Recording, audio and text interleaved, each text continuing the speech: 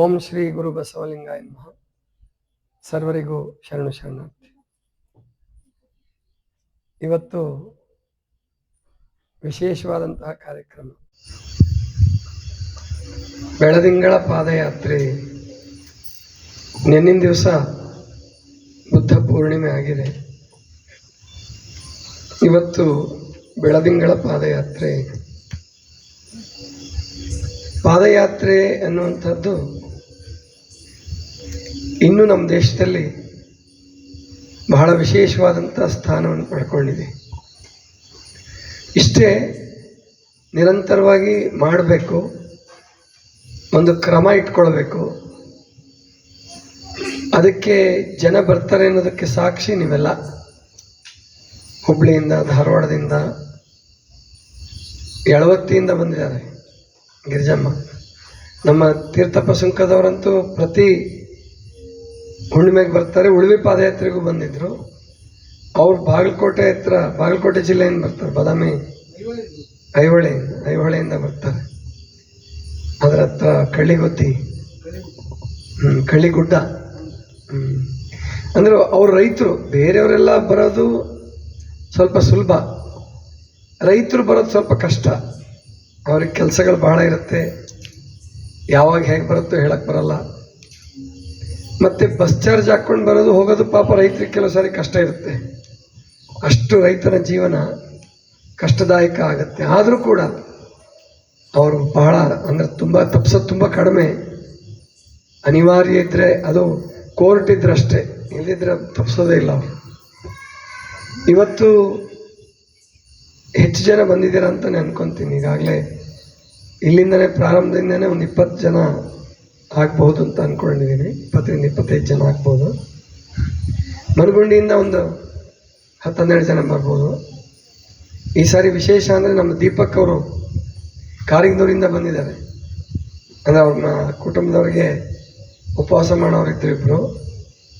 ಹಾಗೆ ಬಿಟ್ಟಂಗೂ ಆಯಿತು, ಜೊತೆಗೆ ಪಾದಯಾತ್ರೆನೂ ಆಯಿತು. ಇದು ಕಾರ್ಯಕ್ರಮ ಹಾಕ್ಕೋಬೇಕಾದ್ರೆ ಈ ಥರ ಹಾಕ್ಕೊಳ್ಳೋದು. ಇನ್ನು ಈ ಸಾರಿ ಉಪವಾಸಕ್ಕೂ ಕೂಡ ತುಂಬ ಜನ ಬಂದಿದ್ದೀರ. ನಮಗೆ ಸಮಸ್ಯೆ ಆಗಿರೋದೀಗ ಕೊಠಡಿಗಳನ್ನು ಹೊಂದಿಸೋದು. ಇನ್ನು ನಾಳೆ ನಾಡ್ದು ಎಲ್ಲ ಬಂದುಬಿಟ್ರೆ ಎಲ್ಲಿ ಇರಿಸ್ಕೊಳ್ಳೋದಪ್ಪ ಅನ್ನೋಷ್ಟು ಮಟ್ಟಿಗೆ ಚಿಂತೆ ಆಗಿದೆ. ಏನು ಮಾಡೋಕ್ಕಾಗಲ್ಲ. ಮತ್ತು ಇನ್ನೂ ಪಾದಯಾತ್ರೆಗೆ ದೂರದಿಂದ ಬಂದಿರೋರು ಅಂದರೆ ನಮ್ಮ ವಿಜಯಕುಮಾರ್ ಅವರು ಬೆಂಗಳೂರಿಂದ ಬಂದಿದ್ದಾರೆ. ಅಂದರೆ ಉಪವಾಸನೂ ಆಯಿತು, ಪಾದಯಾತ್ರೆನೂ ಆಯಿತು ಅಂತ ಅವರು ಅವ್ರ ಅಣ್ಣ ಇಬ್ಬರು ಕೂಡಿ ಬಂದಿದ್ದಾರೆ. ಹಾಗಾದರೆ ಈ ಪಾದಯಾತ್ರೆಯಿಂದ ಏನು ಲಾಭ? ಈಗ ನಾವು ಸುಮಾರು 3 ವರ್ಷ ಆಗ್ತಾ ಬಂತು. 34ನೇ ಜನ್ಮ, 33-34 ಹಾಂ 32 ಇಲ್ಲ, ನೋಡಿಲ್ಲ ನೀವು ಸರಿಯಾಗಿ. 33 ಅಥವಾ 34 ಅದು ಅವೆಲ್ಲ ಹಿಡ್ದಿದ್ದೀರಾ ಅಂತ ಕಾಣುತ್ತಲ್ವ. ಈ ಡೋರಿಗೆ ಹೋಗಿದ್ದು ಅದೆಲ್ಲ ಲೆಕ್ಕ ಹಾಕ್ಕೊಂಡೇ ಮಾಡಿದ್ದೀರ. ಆಮೇಲೆ ಕಕ್ಕೇರಿಗೆ ಹೋಗಿದ್ದು, ದೇವದುರ್ಗ 32. 1 ತಿಂಗಳು ಮಾತ್ರ ತಪ್ಪಿದೆ ಅಂತ ಅಂದ್ಕೊತೀನಿ. ಅವಾಗ ಕಲ್ಯಾಣದಲ್ಲಿದ್ವಿ. ಆ 1 ತಿಂಗಳು ಅಲ್ಲಿಂದ ಇಲ್ಲಿಗೆ ಬಂದು ಪಾದಯಾತ್ರೆ ಮಾಡೋಕ್ಕಾಗಲಿಲ್ಲ. ಅದೊಂದು ಆಗಿದ್ರೆ 33ನೇದು ಆಗ್ತಿತ್ತು. ಅದಕ್ಕಿಂತ ಮುಂಚೆ ನಾವು ಇನ್ನೊಂದು ಥರ ಪಾದಯಾತ್ರೆ ಮಾಡ್ತಾಯಿದ್ವಿ. ಹುಣ್ಣಿಮೆ ದಿವಸನೇ ಬೂದನಗುಡ್ಡಕ್ಕೆ ಹೋಗ್ತಾ ಇದ್ವಿ.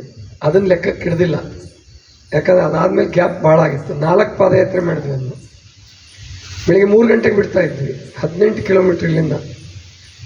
ಒಂದೇ ಕಡೆ ಹೋಗಿ ನಾವು ಮತ್ತೆ ಬರುವಾಗ ಗಾಡೀಲಿ ಬಂದುಬಿಡ್ತಾ ಇದ್ವಿ. ಬೆಳಿಗ್ಗೆ ಎಲ್ರಿಗೂ ಅಲ್ಲಿ ಪ್ರಸಾದದ ವ್ಯವಸ್ಥೆ ಇರ್ತಾಯಿತ್ತು, ಮಾಡ್ಕೊಂಡು ಹೋಗ್ತಿದ್ವಿ. ಅಲ್ಲೇ ಎಲ್ಲರೂ ಪ್ರಸಾದ ಮಾಡಿ ಬರುವಾಗ ಎಲ್ಲರೂ ಬಸ್ಸು ಅಥವಾ ಕಾರು, ಬೈಕು ಬರ್ತಿದ್ರು.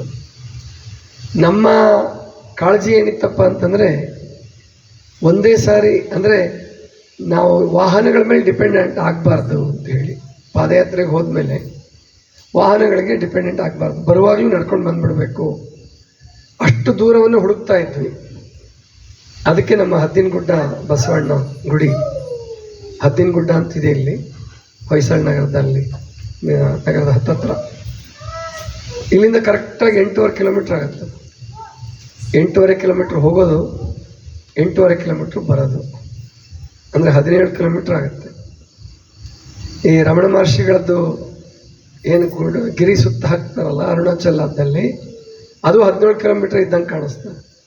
17-18 ಕಿಲೋಮೀಟರ್ ಇದೆ. ಅದು ಬಹಳ ಜನ, ಸಾವಿರಾರು ಜನ ಅಲ್ಲಿ ಹೋಗ್ತಾರೆ. ಅದು ಹೆಚ್ಚು ಕಡಿಮೆ ಜಾತ್ರೆ, ದೊಡ್ಡ ಜಾತ್ರೆ ಆದಂಗೆ ಆಗ್ಬಿಡ್ತಾ ಇದೆ. ಪ್ರತಿ ತಿಂಗಳು ಹಂಗೆ ಆಗ್ತಾ ಇದೆ.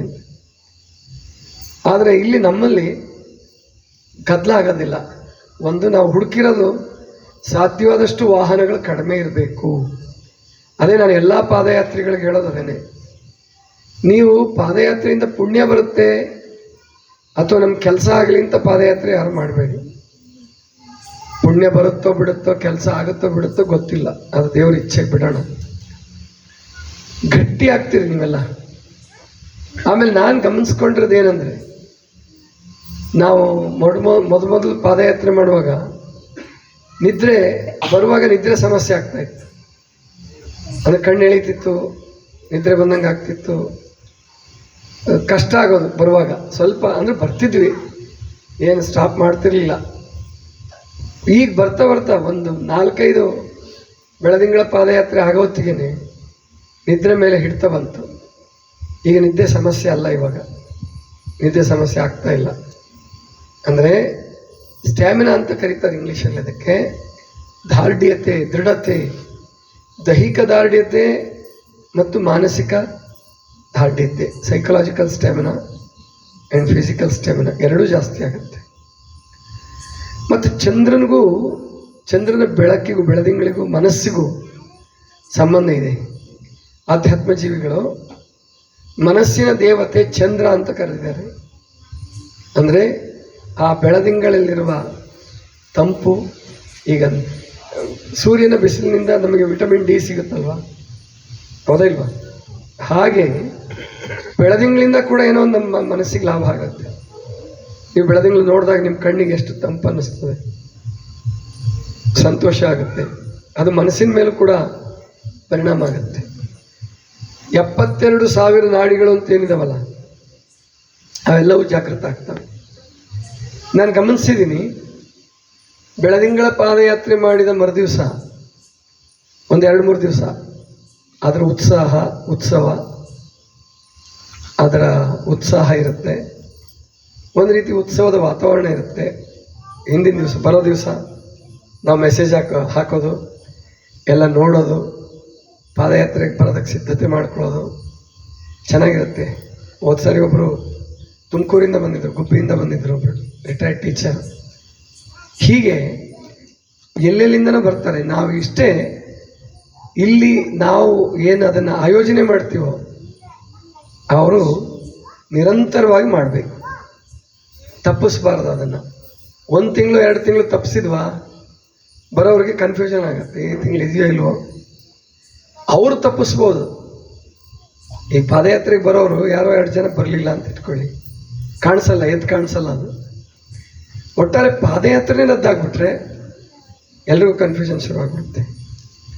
ಆದ್ದರಿಂದ ಈಗ ಕೊಪ್ಪಳದಿಂದ, ಗದಗಿನಿಂದ ನಮ್ಮ ಅಶೋಕ್ ಅವರು ಮತ್ತು ಮನೋಜ್ ಅವರು ಇನ್ನೂ ಬಂದಿಲ್ಲ ಅನಿಸುತ್ತೆ, ಬರ್ತಾರೆ. ಅವರು ಕೂಡ ಬರ್ತೀವಿ ಅಂತ ಹೇಳಿದ್ದಾರೆ. ಅಂದರೆ ಪಾದಯಾತ್ರೆ ಅನ್ನುವಂಥದ್ದು ಮನುಷ್ಯನನ್ನು ಸಂತೋಷದಲ್ಲಿಡುತ್ತೆ. ಯಾರು ಪಾದಯಾತ್ರೆಗೆ ಹೊಂದ್ಕೊಳ್ತಿರೋ ಅವರು ದುಶ್ಚಟಗಳಿಗೆ ಬಲಿಯಾಗಲ್ಲ. ಅದಕ್ಕೆ ದುಶ್ಚಟ ಇರೋರಿಗೂ ಕೂಡ ಪಾದಯಾತ್ರೆ ಮಾಡಿಸ್ಬೇಕು. ಕುಡಿತದ ಚಟ ಇರೋರು ರೆಗ್ಯುಲರ್ ಆಗಿ ಅಂದರೆ ತಿಂಗಳಿಗೆ 1-2 ಪಾದಯಾತ್ರೆ ಮಾಡ್ತಾಯಿದ್ರೆ, ಜಾಗರಣೆ ಮಾಡ್ತಾಯಿದ್ರೆ ಖಂಡಿತವಾಗಿಯೂ ಅವ್ರ ಮನಸ್ಸಿಗೆ ಶಕ್ತಿ ಬರುತ್ತೆ. ಆ ಪಾದಯಾತ್ರೆ ಮಾಡಿ ಬಂದು ನಿದ್ದೆ ಮಾಡ್ತಿರಲ್ಲ, ಆ ಸುಖನೇ ಬೇರೆ. ಅದು ಯಾಕಂದ್ರೆ ಚೆನ್ನಾಗಿ ದಣವಾಗಿರುತ್ತೆ, ಆಮೇಲೆ ಜಾಗರಣೆ ಆಗಿರುತ್ತೆ. ಬಂದು ಮಲ್ಕೊಂಡ್ರೆ 2 ತಾಸೇ ಬರಲಿ ನಿದ್ದೆ, 1 ತಾಸೇ ಬರಲಿ, 3 ತಾಸೇ ಬರಲಿ, 4 ತಾಸೇ ಬರಲಿ, ಒಳ್ಳೆ ನಿದ್ದೆ ಬರುತ್ತೆ. ಎದ್ದು ಕೆಲಸಕ್ಕೆ ಹೋಗ್ಬೋದು. ಅದು ಗಮನಿಸಿದ್ದೀನಿ ನಾನು. ಮೊದಲು ನಾವು ಪಾದಯಾತ್ರೆ ಶುರು ಮಾಡಿದಾಗ, ಜಾಗರಣೆ ಮಾಡ್ತಿದ್ದಾಗ ಮಧ್ಯಾಹ್ನದ ಮೇಲೆ ಸ್ವಲ್ಪ ಕಷ್ಟ ಆಗೋದು, ನಿದ್ದೆ ಮಾಡಲೇಬೇಕು ಅಂತ ಅನ್ಸೋದು. ಈಗ ಮಧ್ಯಾಹ್ನದ ಮೇಲೂ ಬೇಕು ಅಂತ ಅನ್ಸಲ್ಲ. ಅಂದರೆ ಅಲ್ಲಿಗೆ ಅರ್ಥ ಮನಸ್ಸು ಗಟ್ಟಿಯಾಗಿದೆ, ದೇಹ ಗಟ್ಟಿಯಾಗಿದೆ, ನಿದ್ರೆಯನ್ನು ತಡೆಯುವ ಸಾಮರ್ಥ್ಯ ಬಂದಿದೆ. ಯಾವಾಗ ನಿದ್ರೆ ತಡೆಯುವ ಸಾಮರ್ಥ್ಯ ಬರ್ತದೋ ಮಲ್ಕೊಂಡಾಗ ಒಳ್ಳೆ ನಿದ್ದೆ ಕೂಡ ಬರೋ ಸಾಧ್ಯತೆ ಇರುತ್ತೆ. ತುಂಬ ಗಾಢವಾದ ನಿದ್ರೆ ಬರುತ್ತೆ. ಗಾಢವಾದ ನಿದ್ರೆ ಇದೆಯಲ್ಲ, ಅದು ಸಮಾಧಿ ಸ್ಥಿತಿಗೆ ಸಮೀಪ, ತುರ್ಯಾತೀತ ಅವಸ್ಥೆ ಅಥವಾ ಸುಷುಪ್ತಾವಸ್ಥೆಗೆ ಹೋಗುವಂಥದ್ದನ್ನು ನಾವು ಯಾವ ರೂಪದಲ್ಲಾದರೂ ಅಭ್ಯಾಸ ಮಾಡಿಕೊಂಡ್ರೆ, ಜಾಗರಣೆ ಮಾಡಿ, ಭಜನೆ ಮಾಡಿ, ಪಾದಯಾತ್ರೆ ಮಾಡಿ, ಏನಾದರೂ ಮಾಡಿ. ಅದಕ್ಕೆ ದೇವರ ಹೆಸರಲ್ಲಿ ಪಾದಯಾತ್ರೆ ಮಾಡಿದರೂ ಕೂಡ ಅಲ್ಲಿ ಹೆಚ್ಚಾಗಿ ಲಾಭ ಇರೋದು ದೇವರ ಕೃಪೆ ಅಲ್ಲ, ದೈಹಿಕ ಮಾನಸಿಕ ಸ್ವಾಸ್ಥ್ಯ. ದೈಹಿಕ ಮಾನಸಿಕ ಸ್ವಾಸ್ಥ್ಯ ಆರೋಗ್ಯ ಸಿಕ್ಕರೆ ಆ ಮಕ್ಕಳನ್ನ ಕರೆದು ಕೂರಿಸ್ಕೊಳ್ಳಿ. ಸಾಧ್ಯ ಆಗುತ್ತಾ ನೋಡಿ? ಅವ್ರ ಕಡೆಯವ್ರ ತಾಯಿ ತಂದೆಗಳು ಮಕ್ಕಳು ನಾನು ಬಿಡಬೇಡಿ, ಈ ಪ್ರಾರ್ಥನೆ ಆಗೋ ತನಕನಾದ್ರೂ ಅವನನ್ನು ಸುಮ್ಮನೆ ಇಡೋದಕ್ಕೆ ಪ್ರಯತ್ನ ಪಡಿ. ಯಾರ್ದು ಕಡೆಯವ್ರು ನೋಡಿ ಅವರು ಭಾಷೆ ನೀವು ಕಂಟ್ರೋಲ್ ಮಾಡಬೇಕು. ಅಥವಾ ನೀವೇ ಒಬ್ರು ಯಾರು ಕರ್ಕೊಂಡು ಕೂತ್ಕೊಳ್ಳಿ. ತುಂಬ ಸಣ್ಣ ಹುಡುಗರಿದ್ರೆ ದೂರದಲ್ಲಿ ಕೂತ್ಕೊಳ್ಳಿ, ಗಲಾಟೆ ಆಗ್ಲಾರ್ದಂಗೆ ನೋಡ್ಕೊಳ್ಳಿ. ಹೀಗೆ ಅಂದರೆ ನಿದ್ದೆ ಅನ್ನುವಂಥದ್ರ ಮೇಲೆ ನಮಗೆ ನಿಯಂತ್ರಣ ಬಂದರೆ ಅದು ಗಾಢ ನಿದ್ರೆ ಕಡೆ ಕರ್ಕೊಂಡು ಹೋಗುತ್ತೆ. ಗಾಢ ನಿದ್ರೆ ಬಂತು ಅಂತಂದರೆ ಜೀವನದಲ್ಲಿ ನೀವು ತುರ್ಯಾವಸ್ಥೆ, ಸುಷುಪ್ತಾವಸ್ಥೆಗೆ ಸಮೀಪ ಬರ್ತೀರಾ. ಸುಷುಪ್ತಾವಸ್ಥೆಯಿಂದ ಮುಂದಿನ ತುರ್ಯಾವಸ್ಥೆ, ತುರ್ಯಾತೀತಾವಸ್ಥೆ ಅಂತ ಬರ್ತಾವೆ ಎಲ್ಲ ಮುಂದಿನವು. ಇದಕ್ಕೆ ನಮ್ಮ ಪಾದಯಾತ್ರೆ ಅನ್ನುವಂಥದ್ದು ಅದು ಮೆಟ್ಟಿಲಾಗತ್ತೆ ಅಂತ ಖಂಡಿತ ನನಗನ್ಸಿದೆ. ತಿಂಗಳ ಪ್ರತಿ ತಿಂಗಳು ಒಂದು ಹೊಸೊಬ್ಬರು ಯಾರಾದರೂ ಬರ್ತಾರೆ, ದೂರದಿಂದ ಬರ್ತಾರೆ, ಏನಾದರೂ ಒಂದು ಸೇವೆ ಮಾಡ್ತಿರ್ತಾರೆ, ಸೇವೆ ಮಾಡಿಸ್ತಿರ್ತಾರೆ. ಇದು ಧರ್ಮ ಮಾರ್ಗವನ್ನು, ಧರ್ಮ ಕಾರ್ಯವನ್ನು ಹೆಚ್ಚು ಮಾಡ್ಕೊಳ್ಳೋದಕ್ಕೊಂದು ಸಾಧನ. ಈಗ ಮಠಗಳಲ್ಲಿ ಮತ್ತು ಸಾಕಷ್ಟು ಆಧ್ಯಾತ್ಮಿಕ ಸಂಸ್ಥೆಗಳಲ್ಲಿ, ಅದರಲ್ಲೂ ನಮ್ಮ ಧರ್ಮದಲ್ಲಿ ಯಾಕೆ ಆಧ್ಯಾತ್ಮಿಕತೆ ಧಾರ್ಮಿಕತೆ ಕಡಿಮೆ ಆಗ್ತಾ ಇದೆ ಅಂದರೆ, ನಮ್ಮ ಎಲ್ಲ ಹೆಚ್ಚಿನ ಗುರುಗಳು ಶಾಲಾ ಕಾಲೇಜುಗಳಿಗೆ ಗಮನ ಕೊಟ್ಬಿಟ್ರು. ಕೊಟ್ಟಿದ್ದೇನು ತಪ್ಪಲ್ಲ, ಶಿಕ್ಷಣ ನಡೀಬೇಕು, ಶಿಕ್ಷಣ ಇರಬೇಕು. ಆದರೆ ಶಿಕ್ಷಣದ ಜೊತೆಗೆ ಇಂತಹ ಆಧ್ಯಾತ್ಮಿಕ ಸಾಧನೆಗಳನ್ನು, ಭಜನೆ, ಪ್ರಾರ್ಥನೆ, ಶಿವಾನುಭವ ಗೋಷ್ಠಿಗಳು, ಚಿಂತನೆಗಳು, ಪಾದಯಾತ್ರೆಗಳು, ಜಾತ್ರೆಗಳು ಅವೆಲ್ಲ ವ್ಯವಸ್ಥಿತವಾಗಿ ಸರಿಯಾಗಿ ವರ್ಷ ನಡಿಬೇಕು, ತಿಂಗಳ ನಡಿಬೇಕು. ಅಥವಾ ಅಮಾವಾಸ್ಯೆ ಹುಣ್ಣಿಮೆಗೆ ನಾವೇನು ಇಟ್ಕೊಂಡಿದ್ದೀವಲ್ಲ, ಈಗ ಅಮಾವಾಸ್ಯೆಗೆ ಶಿವಾನುಭವ, ಹುಣ್ಣಿಮೆಗೆ ಬೆಳದಿಂಗಳ ಪಾದಯಾತ್ರೆ, ಹುಣ್ಣಿಮೆ ಅಕ್ಕಪಕ್ಕ ಶನಿವಾರನೇ ಇಡ್ತೀವಿ. ಹೋದ ಸಾರಿ ಮಾತ್ರ ಗುರುವಾರ ಇಟ್ಟಿದ್ವಿ, ಬುಧವಾರ ಇಟ್ಟಿದ್ವಿ ಅನಿಸುತ್ತೆ, ಗುರುವಾರ. ಯಾಕಂದರೆ ಶುಕ್ರವಾರ ಶನಿವಾರ ಉಳಿವಿ ಪಾದಯಾತ್ರೆ ಇತ್ತು. ಅದಕ್ಕೆ ಮೊದಲೇ ಪಾದಯಾತ್ರೆ ಮಾಡ್ಕೊಂಬಿಡೋಣ ಅಂತ ಹೇಳಿ ಅದನ್ನು ತಪ್ಪಿಸ್ಕೊಳ್ಳೋದು ಬೇಡ. ಧವನದ ಹುಣ್ಣಿಮೆ ಹೋದ ಸಾರಿ, ಮಹಾದೇವಿಯಕ್ಕನವ್ರ ಜಯಂತಿ. ಅದಕ್ಕೆ ನಾಳೆ ಹುಣ್ಣಿಮೆ ಅಂದರೆ ಇವತ್ತೇ ಹೋಗಿದ್ವಿ, ಹುಣ್ಣಿಮೆ ದಿವಸಕ್ಕೂ ಮುಟ್ಟಿದ್ವಿ. ಅಂದರೆ ಇವತ್ತು ನಾವು 10 ಗಂಟೆಗೆ ಬಿಟ್ಟರೆ 12 ಗಂಟೆಗೆ ಅಲ್ಲಿ ತಲುಪ್ತೀವಿ. ಹೊಸ ದಿವಸ ಪ್ರಾರಂಭ ಆಗಿಬಿಟ್ಟಿರುತ್ತೆ. ಇದು ಭಾಳ ವಿಶೇಷವಾದಂಥ ಕಾರ್ಯಕ್ರಮ. ಅದಕ್ಕೆ ಇನ್ನೂ ಹೆಚ್ಚು ಜನನ ನೀವು ಪ್ರೇರೇಪಣೆ ಮಾಡಿ. ಮತ್ತು ಯಾರು ಮನೆಯಲ್ಲಿ ಬಿಡುವಾಗಿದ್ದೀರಾ, ರಿಟೈರ್ ಆಗಿ ಬೇರೆ ಹೆಚ್ಚಿನ ಒತ್ತಡ ಇಲ್ಲದೇ ಇರುವಂಥವರು, ನೀವು ಬನ್ನಿ. ಜೊತೆಗೆ ಬಂದವರು ಇನ್ನೊಂದು ಕೆಲಸ ಏನು ಮಾಡ್ಕೊಂಡು ಬನ್ನಿ, ತಯಾರಾಗಿ ಬನ್ನಿ ಅಂದರೆ ಇಲ್ಲೇ ವಿಶ್ರಾಂತಿ ಮಾಡೋಕ್ಕೆ ಪ್ರಯತ್ನ ಮಾಡಿ. ಮನೆಗೆ ಹೋಗೋದಕ್ಕಿಂತ ಇಲ್ಲಿ ವಿಶ್ರಾಂತಿ ಮಾಡಿ ಸ್ನಾನ ಪೂಜೆ ಮುಗಿಸ್ಕೊಂಡು ಪ್ರಸಾದ ಮಾಡಿಕೊಂಡು ಬೆಳಗ್ಗೆ ಹೊರಡೋದಕ್ಕೆ ವ್ಯವಸ್ಥೆ ಮಾಡಿಕೊಂಡ್ರೆ ತುಂಬ ಒಳ್ಳೆಯದು. ಹತ್ತಿರ ಇರೋರು ಕೂಡ, ಕಾರಿದ್ದವರು ಬೇಗ ಹೋಗ್ಬಿಡ್ತಾರೆ. ಹೋಗೋದಕ್ಕಿಂತ ಬೆಳಗ್ಗೆ ಹೋಗಿ ಪ್ರಯಾಣ ಮಾಡೋಕ್ಕಿಂತ ಇಲ್ಲಿ ವಿಶ್ರಾಂತಿ ಮಾಡಿ ನಿಮಗೆ ವ್ಯವಸ್ಥೆ ಮಾಡಲಾಗುತ್ತೆ. ಜನ ಜಾಸ್ತಿ ಆದರೆ ಇಲ್ಲೇ ಈ ಹಾಲಲ್ಲೇ ವ್ಯವಸ್ಥೆ ಮಾಡಿಕೊಡ್ತಾರೆ, ಜಮಖಾನೆ ಎಲ್ಲ ಹಾಕಿಟ್ಟಿರ್ತಾರೆ. ಆವಾಗ ನೀವು ಬಂದು ಮಲ್ಕೊಂಡ್ರೆ ನಿಮಗೆ ಚೆನ್ನಾಗಿ ನಿದ್ದೆನೂ ಬರುತ್ತೆ. ಸೊಳ್ಳೆ ಕಡಿಮೆನೇ ಇದೆ ಇಲ್ಲಿ, ಭಾಳ ಇಲ್ವೇನೋ ಅನ್ನೋಷ್ಟರ ಮಟ್ಟಿಗೆ ಕಡಿಮೆ ಇದೆ. ಮತ್ತು ಬೇಗ ನಿದ್ದೆ ಬಂದುಬಿಡುತ್ತೆ. ಅವಾಗ ಆ ಸಮಯದಲ್ಲಿ ನಿದ್ದೆ ಮಾಡೋದು ಕೂಡ ಒಂದು ಸೌಭಾಗ್ಯ. ಅವತ್ತು ತುಂಬ ದಣಿವಾಗಿ ಅವತ್ತೇನು 3:30ಗೆ ಬರ್ತೀವಿ ನಾವು ಹೆಚ್ಚು ಕಡಿಮೆ. 3:30ಇಂದ 5:30, 6:30, 7 ಗಂಟೆವರೆಗೆ ನೀವು ವಿಶ್ರಾಂತಿ ತಗೊಂಡು ಸ್ನಾನ ಮಾಡ್ಕೊಳ್ಳಿ, ಪೂಜೆ ಮಾಡ್ಕೊಳ್ಳಿ, ಬೆಳಗಿನ ಪ್ರಸಾದ ಮಾಡಿಕೊಂಡು ಹೊರಡುವಂತಹ ಕಾರ್ಯಕ್ರಮ ಹಾಕ್ಕೊಂಡ್ರೆ ತುಂಬ ಚೆನ್ನಾಗಿರುತ್ತೆ ಅಂತ ಅಂದ್ಕೊಳ್ತೀನಿ. ಹೀಗೆ ಈ ಕಾರ್ಯಕ್ರಮವನ್ನು, ಆಮೇಲೆ ಉಪವಾಸದವರು ಇವತ್ತು ಜಾಸ್ತಿ ಜನ ತಯಾರಾಗಿದ್ದಾರೆ ಪಾದಯಾತ್ರೆಗೆ. ನಮ್ಮ ನರೇಂದ್ರ ಅಂತ ಬಂದಿದ್ದಾರೆ, ಭಾವಿ ನ್ಯಾಯಾಧೀಶರು, ಅವ್ರು ತಯಾರಾಗಿದ್ದಾರೆ. ದೀಪ ಅಂತ ಹಾಡಿದ್ರಲ್ಲ ಅವರು ಹೈದರಾಬಾದ್ನಿಂದ ಉಪವಾಸಕ್ಕೆ ಬಂದಿದ್ದಾರೆ. ಇವರೆಲ್ಲ ಕೂಡಿ ಒಟ್ಟು 8 ಜನ 10 ಜನ ಉಪವಾಸದವರೇ 10-12 ಜನ ಆಗ್ತಾರೆ ಹೆಚ್ಚು ಕಡಿಮೆ. ಹೀಗಾಗಿ ತುಂಬ ಚೆನ್ನಾಗಾಗಿದೆ. ಒಂದು 25 ಜನ ಇಲ್ಲೇ ಆಗ್ಬೋದು ಅಂತ ಅಂದ್ಕೊಂಡು ಇನ್ನೂ ಹೆಚ್ಚೆಚ್ಚು ಜನ ಬರೋ ಹಾಗಾಗಲಿ. ಆಮೇಲೆ ಒಂದು ಹೊಸತನ ನಾವೇನು ಅಳವಡಿಸ್ಕೊಂಡಿದ್ದೀವಿ, ಈಗೆಲ್ಲರೂ ಅದನ್ನ ಕಲ್ತ್ಕೊಂಡಿದ್ದಾರೆ ಹೆಚ್ಚು ಕಡಿಮೆ. ಈ ಪಾದಯಾತ್ರೆಗಳು ಅಂದ್ಕೊಡ್ಲೆ ಜೋರಾಗಿ ಜಯಘೋಷಗಳನ್ನು ಮಾಡೋದು, ಆಮೇಲೆ ಹಾಡೋದು. ಪಾದಯಾತ್ರೆ ಮಾಡುವಾಗ ಹಾಡಿದರೆ ನಿಮಗೆ ಹಾಡುವಾಗ ಏನೋ ಅನ್ಸಲ್ಲ, ಕೆಲವರಿಗೆ ರೂಢಿಯಾಗಿರುತ್ತೆ, ಆದರೆ ನಿಜವಾಗಿ ಸುಸ್ತಾಗುತ್ತೆ. ಅದು ಪಾದಯಾತ್ರೆ ಮಾಡ್ತಾ ಮಾಡ್ತಾ ಹಾಡೋದಿದೆಯಲ್ಲ ತುಂಬ ಸುಸ್ತಾಗುತ್ತೆ. ಅದ್ರ ಬದಲು ಪರಮಾತ್ಮ ನಾಮಸ್ಮರಣೆ ಮಾಡ್ತಾ, ಆಮೇಲಿಂದ ಮಂತ್ರ ಸ್ಮರಣೆ ಮಾಡಿ, ಗುರು ಭಜನೆ ಮನಸ್ಸಲ್ಲೇ ಮಾಡಿ, ಅದಕ್ಕಿಂತ ಹೆಚ್ಚಾಗಿ ಹೋಗ್ತಾ ಹೋಗ್ತಾ ಹಿತವಾಗಿ ಮಿತವಾಗಿ ಸಂಭಾಷಣೆ ಮಾಡೋದಿದೆಯಲ್ಲ ತುಂಬ ಖುಷಿ ಕೊಡುತ್ತೆ. ಜಾಸ್ತಿ ಜೋರಾಗಿ ಮಾತಾಡಬೇಡಿ. ನಿಮ್ಮ ಆತ್ಮೀಯರ ಜೊತೆಗೆ 2, 3, 5 ಜನ 10 ಜನ ಹೋಗ್ತಿರ್ತೀರಲ್ಲ, ಹಿತವಾಗಿ ಮಿತವಾಗಿ ಅಥವಾ ಮೊಬೈಲಲ್ಲಿ ಹಾಡು ಕೇಳ್ಕೊತ. ಈಗ ತುಂಬ ಒಳ್ಳೆಯ ಅನುಕೂಲ ಅಂದರೆ ಒಳ್ಳೊಳ್ಳೆ ಹಾಡುಗಳು, ವಚನಗಳು, ಭಕ್ತಿಗೀತೆಗಳನ್ನು ಕೇಳ್ಕೊತ ಹೊರಡ್ಬೋದು. ಅದು ಇನ್ನೂ ಹಿತ ಕೊಡುತ್ತೆ. ಪಾದಯಾತ್ರೆ ನಮಗೆ ಹಿಂಸಾದಾಯಕವಾಗಬಾರ್ದು, ಅದು ಹಿತ ಕೊಡಬೇಕು, ಜೊತೆಗೆ ಜ್ಞಾನಪ್ರದವಾಗಿರಬೇಕು. ಅದು ನಿಮಗೆ ಹೆಚ್ಚಿನ ಪ್ರಯೋಜನವನ್ನು ತಂದು ಕೊಡುತ್ತೆ. ಯಾಕಂದ್ರೆ ನಾನು ಈ ದೀರ್ಘ ಪಾದಯಾತ್ರೆ ಹೋಗ್ತಾರಲ್ಲ, ಶ್ರೀಶೈಲ, ಗುಡ್ಡಾಪುರ, ತುಂಬ ದೂರ ಹೋಗ್ತಾರೆ ಅವರು. ಒಂದೊಂದು ದಿವಸಕ್ಕೆ 50-60 ಕಿಲೋಮೀಟ್ರ್ ನಡೀತಾರೆ. ಭಾಳ ದಣ್ಕೊತಾರೆ ರೈತರುಗಳು. ಅವರೆಲ್ಲ ಹೆಚ್ಚಾಗಿ ಅವ್ರಿಗೆ ರೂಢಿ ಇರ್ತದೆ ಅಂದರೂ ಕೂಡ ಅವರಲ್ಲಿ ಏನಾದರೂ ಬದಲಾವಣೆ ಬರ್ತಾ ಇದೆಯಾ, ವ್ಯಕ್ತಿತ್ವದಲ್ಲಿ ಏನಾದರೂ ಬದಲಾವಣೆ ಬರ್ತಿದೆಯಾ, ಅವರ ಇರುವಿಕೆಯಲ್ಲಿ, ನಡವಳಿಕೆಯಲ್ಲಿ ಬದಲಾವಣೆ ಬರ್ತಿದೆಯಾ ಅಂದರೆ ಬರ್ತಾ ಇಲ್ಲ. ಭಾಳ ಜನರು ಪಾದಯಾತ್ರೆ ಮಾಡ್ತಕ್ಕಂಥವರಲ್ಲಿ ಬದಲಾವಣೆ ಬರದೇ ಹೋದರೆ, ನಮ್ಮ ಜೀವನದಲ್ಲಿ ವಿಕಾಸ ಆಗದೆ ಹೋದರೆ ಪಾದಯಾತ್ರೆಗಳು ವ್ಯರ್ಥ ಆಗಿಬಿಡುತ್ತೆ. ಮಾಡೋಣ, 1 ವರ್ಷ 2 ವರ್ಷ 3 ವರ್ಷ 5 ವರ್ಷ 10 ವರ್ಷ ಮಾಡೋಣ. ಒಂದು ಸಣ್ಣ ಬದಲಾವಣೆ ಏನಾದರೂ ಆಗಬೇಕು ಪಾದಯಾತ್ರೆಯಿಂದ. ಅದು ನಿಜವಾಗಿ ಸಂತೋಷವನ್ನು ಕೊಡ್ತಕ್ಕಂಥದ್ದು. ಅಂತಹ ಪಾದಯಾತ್ರೆಗೆ ಎಲ್ಲರೂ ಸಿದ್ಧರಾಗ್ರಿ. ಜೊತೆಗೆ ಇನ್ನೊಂದು, ಮೊನ್ನೆ ಅಂಕಲಿಯಲ್ಲಿ ಒಂದು ಅನುಭವ ಆಯಿತು. ಭಾಳ ದಿವಸ ಆಗಿತ್ತು ನಾನು ಈ ಥರ ಸಾಮೂಹಿಕ ಪ್ರವಚನ ಮಾಡಿ. ನಮ್ಮದು ಹೆಚ್ಚಾಗಿ ಆರೋಗ್ಯ ಅಧ್ಯಾತ್ಮ ಪ್ರವಚನ ಇರೋದ್ರಿಂದ ಲಿಂಗದೀಕ್ಷೆಗಳು ಆಗ್ತಿರ್ಲಿಲ್ಲ. ಎಲ್ಲ ಜನಾಂಗದವರು ಬರ್ತಾರೆ ಪ್ರವಚನಕ್ಕೆ, ಉಪವಾಸಕ್ಕೆ. ಅಲ್ಲಿ ನಾವು ಲಿಂಗದೀಕ್ಷೆ ಬಗ್ಗೆ ಮಾತಾಡ್ತಿರ್ಲಿಲ್ಲ. ಮೊನ್ನೆ ಅಂಕಲಿಯಲ್ಲಿ ಬಸವ ಜಯಂತಿ ನಿಮಿತ್ತ ನಾವು ಆರೋಗ್ಯ ಅಧ್ಯಾತ್ಮದ ಪ್ರವಚನ ಇಟ್ಕೊಂಡಿದ್ರು ಅವರು. ಆದರೆ ಲಿಂಗದೀಕ್ಷೆಗೆ ಹೆಸರು ತಗೊಂಡಾಗ ಸುಮಾರು 50 ಜನ ಅಲ್ಲಿ ಲಿಂಗದೀಕ್ಷೆಯನ್ನು ತಗೊಂಡ್ರು. ಅದು ಒಳ್ಳೆಯದು.